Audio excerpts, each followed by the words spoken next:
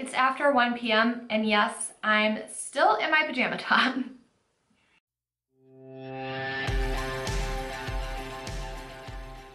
Alright, so to prep my skin, my face is like rather red right now because I just exfoliated it. I use the Tarte Tightening Pores Clay Mask. And then for moisturizer, I use the Benefit Total, I think it's called Total Moisture Facial Cream. I love that stuff. It's really great for dry skin. Normally, like 6 months out of the year, I just use it at night and I use something lighter during the day.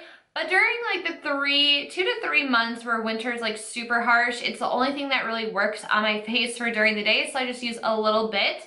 And then for primer, I'm using the Too Faced Hangover Primer. Again, it's really great for dry skin.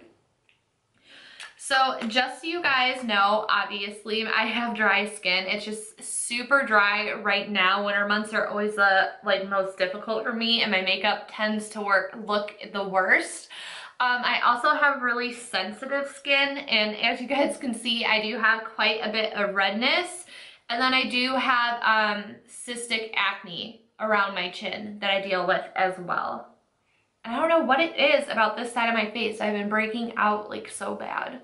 Like I even have like little zits like on my eyelid that I woke up with this morning. So I don't know what happened. Like I just washed my pillowcase. So I don't know. Anyways, so this foundation retails for $50, which I have to admit, I was quite shocked by that. Because when I think of high-end foundations, I think of like Lancome, I think of Dior, and foundations like that to be like around in the $50 range. But when I hear NARS, I think of it as like a more affordable high-end foundation.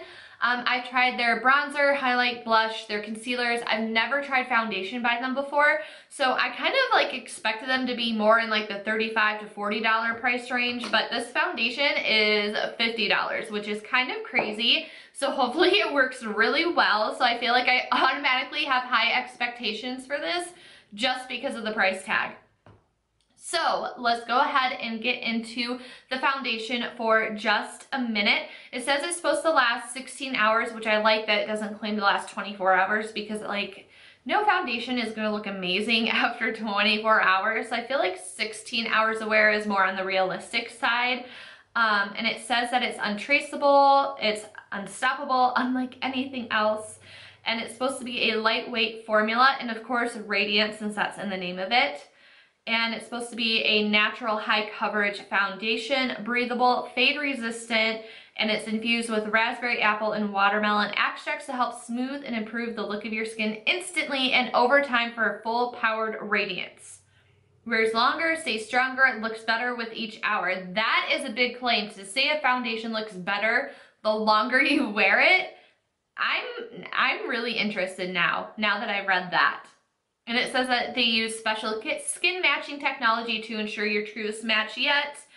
And let's see. It's natural radiant finish, transfer resistant, which again, I feel like that's a really, really big claim. So I will have to remember to test that out.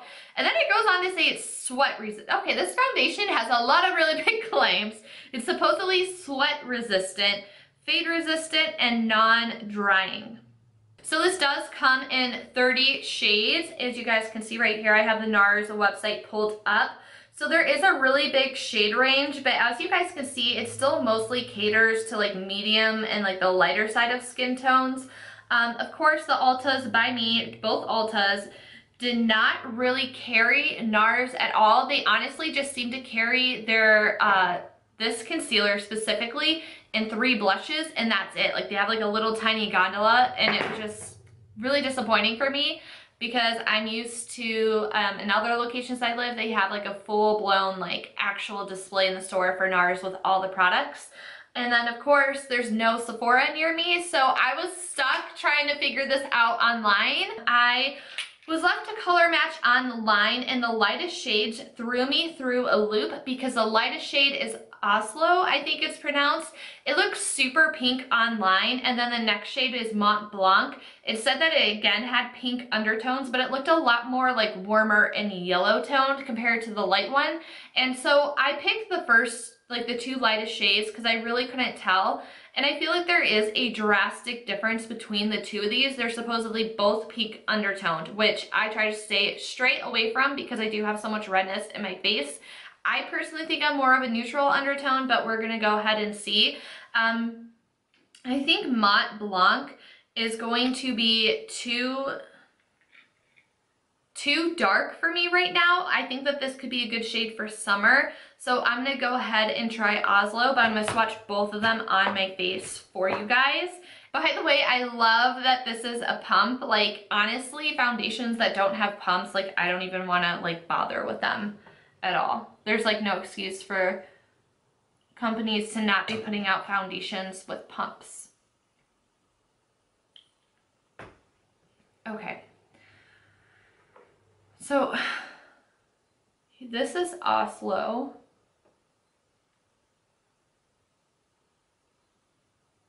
And I feel like this is probably going to be closer to my match. And then this is Mont Blanc. So that's definitely, like, that's about like 3 shades too dark for me. So I think that that is quite crazy that these are the 2 lightest shades and there's such a stark difference between them. Like, it's just mind-blowing that Mont Blanc almost looks like a tan shade compared to Oslo. So while they have 30 shades in their range, it doesn't necessarily mean that it's like the greatest shade range in the world. Again, it just seemed like there was, like, if you have like light to medium skin, you'll be in luck with this. But I feel like if you have like deeper to darker skin and fair skin, like there's really no choices for you. Literally, Oslo was the only foundation on their website for fair skin tones. So I am going to do what I typically do, apply to half my face, and then we will compare. And yes, I do apply straight to my face because I feel like I waste so much product putting it on the back of my hand, picking it up with a sponge, and then putting it on my face. I just like to do it this way.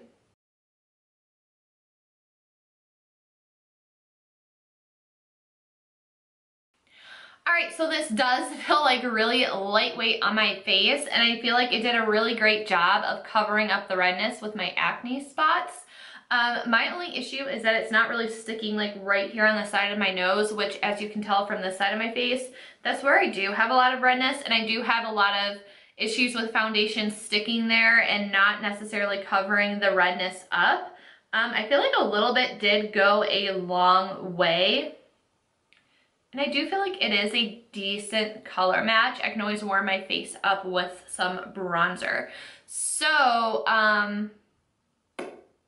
yeah, I'm gonna go ahead and do the second half of my face and be right back. So as you guys can see, it doesn't look like the foundation seems to be oxidizing because this has been sitting on my face for a good like 2 to 3 minutes. And it's not really oxidizing or drying down darker, which is good. Makes me happy. So far, I'm rather impressed with this foundation. It's so weird because like it's a radiant foundation, right? Oh my god, I feel like my lighting's so bad in here right now. It's like raining on and off and super clouding, so I'm mostly depending on like studio lighting, and I just feel like my lighting looks a little bit off. But anyways, it's so weird because it dries, like it feels dry on your skin when you're applying it. Like normally when you use like a dewy foundation like the L'Oreal Pro Glow, it feels like wet and moisturizing on your face. And this says radiant, so you think that it's gonna be like more of like a dewier foundation, but it applies rather on the dry side. It definitely applies like a matte foundation, but it looks really nice sitting on my skin. I can see it clinging to like some little patches and problem areas that I have like on my chin, but it's literally nothing you can't really notice. Like no one's gonna be like a foot in front of my face except for maybe my husband. So it's not anything that's gonna be super noticeable or look awful when you're talking to someone. So I'm just gonna zoom you guys in really fast. So if you guys can see kind of like right here on my chin, it's like super dry.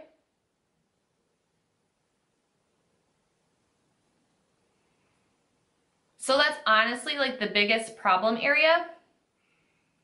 And then you guys can see it did a pretty good job of covering up the redness with my acne, my cystic acne. And then on my nose, it looks really great, which is like a big problem area for me normally. But this side, I feel like, again, it's like super dry and kind of irritated, and the foundation, I thought this was transfer resistant.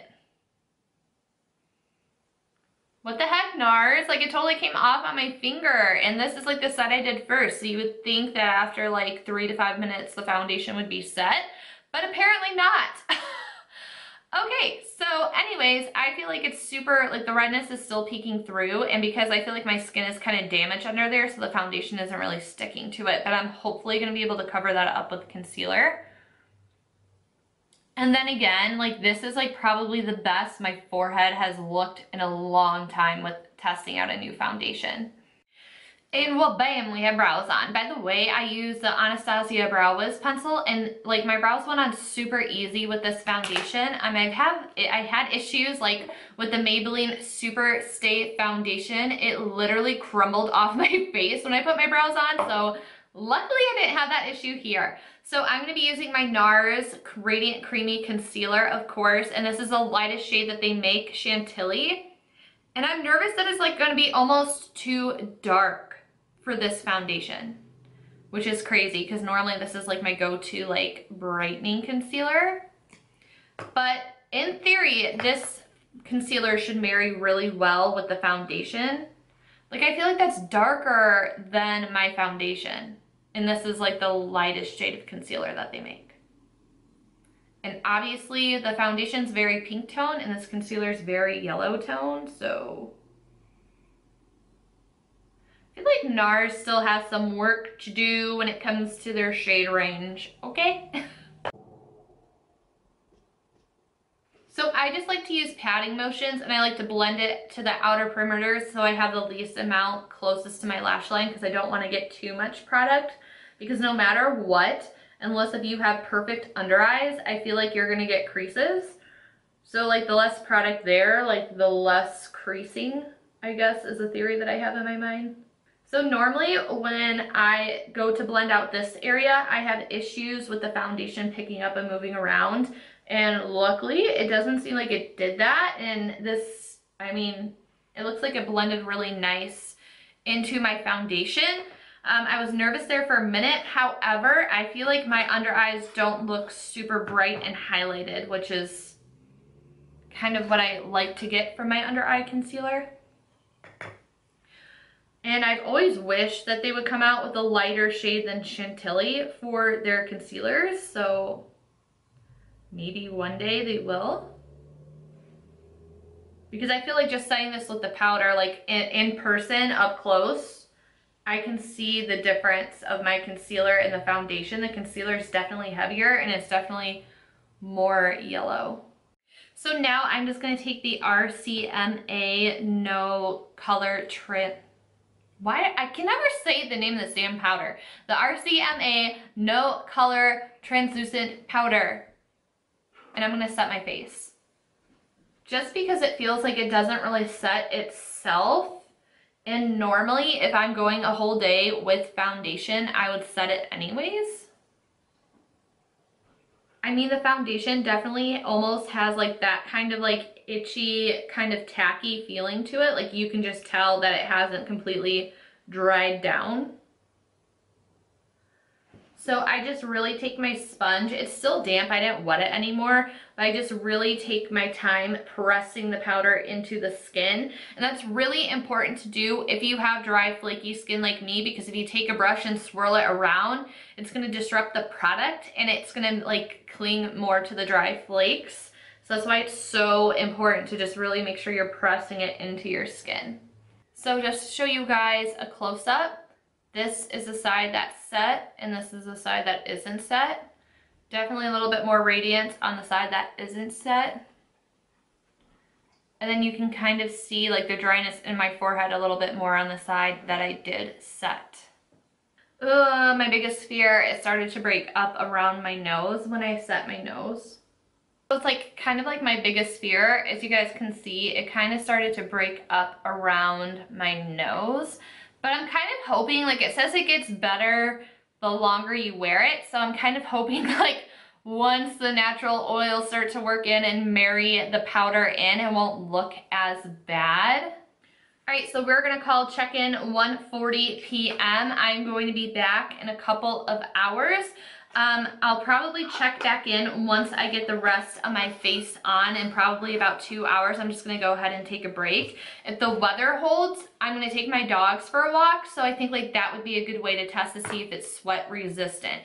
But I will definitely be back for my next check-in once I have the rest of my face on. All right, you guys, it is now 4:56 in the afternoon. I've had the foundation on for about 3 hours now, and I noticed no difference. I was looking in the mirror right before I started filming, and my foundation, I feel like it still looks really great. It still looks pretty flawless. It still looks a little bit patchy right up here where it started to break up when I applied the bronzer. I don't think it's really budged like at all since applying it. It doesn't look like it's oxidized at all throughout the day. So like that's really great that this foundation is actually true to color. I can really appreciate that. It still feels really lightweight on my face. It doesn't really feel like I have much of anything on. Honestly, it just feels like a little bit of like that dry, tight feeling, and that's probably because of the powder that I set with. But yeah, it hasn't budged whatsoever. So far so good, and I will be back later to check in. All right, you guys, so it is the end of the night for me. It's about 8:30, so I've had the foundation on for 7 hours, which isn't as long as I would hope to wear it, but I still feel like it's enough time for me to tell if I like the foundation and if it's gonna be a new favorite or if I'm gonna be returning it. So let's go ahead and take a look. So, I am not happy with how this foundation is wearing around my mouth. I don't think that it's like not transfer resistant at all. I don't even know what happened. Like I have all these weird lines on my face. It just started to break up. I mean, I think like from a distance it looks fine except for my chin. Like you can't really tell in the monitor, at least I can't really tell that it looks like horrible or anything like that. The good news is that my forehead looks pretty great, and like this patch that was over here, it looks like it finally, like the foundation finally like mixed with my oils enough to kind of cover that. It doesn't really feel like super dry, it feels like normal, but it feels like heavy and kind of goopy around my mouth area, which is like where it's messed up, so that's interesting. So obviously you guys can see it kind of rubbed off on my chin. And then I have like these weird like lines by my mouth. Like right here, like that are like going up. I don't know what that's from. I don't know if it's from like giving my husband a hug and like the wrinkles on his shirt, but you guys can see it kind of gooped up a little bit around my nose, and I was like so careful to not really put a ton of product around there either.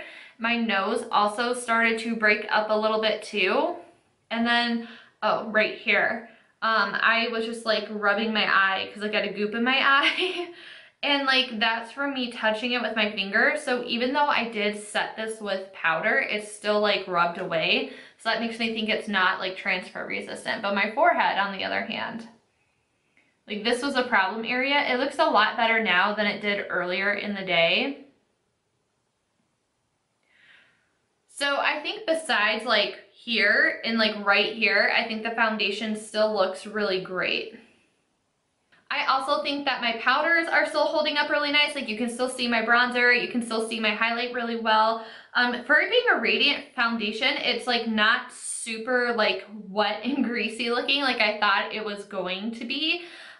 So I mean, maybe if you have oily skin, maybe you could get away with wearing this. But just to show you guys, I'm gonna do like, try to do like a transfer test here on my shirt. So I definitely, foundation definitely like rubbed off.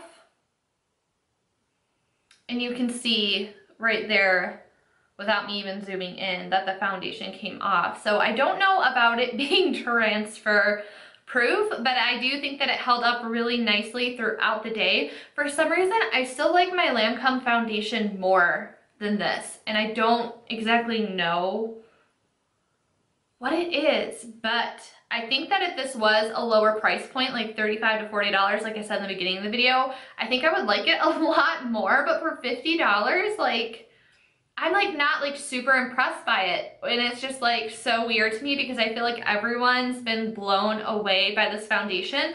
I try to stay away from reviews until I'm able to film one myself if it's a product I'm interested in. But just hearing people talk about this like on Snapchat and other social medias, it seems like everyone loves this and it's like their new holy grail. But for me, like, I think it's a good foundation, but I don't think it's like a new all-time favorite. Maybe I'll change my mind as I wear it more, but I don't know. Anyways, that is going to wrap it up for this video. I hope you guys found this video helpful. Don't forget to give me a thumbs up if you liked it. Subscribe so you're notified about my other content on my channel. And I will see you guys next time. Bye.